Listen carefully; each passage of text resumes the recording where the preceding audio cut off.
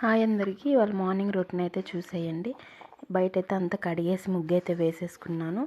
ఇంకా లోపల కిచెన్లోకి రాగానే ఫస్ట్ అయితే కిచెన్ క్లీన్ చేసుకుంటాను కదా.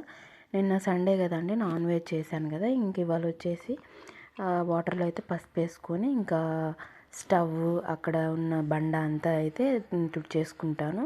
నేను మొన్న మీకు వీడియోలో చెప్పాను కదా, పసుపు వేసుకొని మనం ఎందుకు క్లీన్ చేసుకుంటాం అనేది. ఇక్కడైతే ఇంకైతే స్టవ్ అయితే క్లీన్ చేసుకుంటున్నాను, చూసేయండి. అట్లా వేసుకుంటే ఏంటంటే తెలుసు కదా మనకి పసుపు ఎలా యూస్ చేస్తామో. ఇంకా నేనైతే ఇట్లా ప్రతి దాంట్లో పసుపు అయితే వేసుకొని క్లీన్ చేసుకుంటాను. ఇల్లు తుడిచిన ఇంకా కిచెన్ తుడుచుకున్న ఇక్కడైతే అయిపోయిందండి, తుడిచేసాను. ఇంక ఇప్పుడైతే బండి అయితే తుడిచేస్తున్నాను.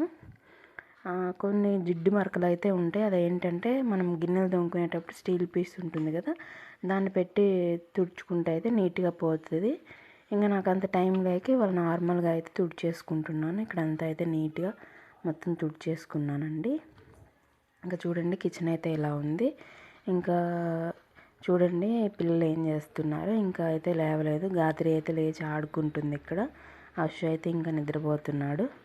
ఇంకా అయితే వీళ్ళని ఇద్దరిని ఇక్కడ పడుకోబెట్టేశాను. ఇంకా నేనైతే ఇంకా పని అయితే స్టార్ట్ చేసుకుంటున్నాను ఇంట్లో.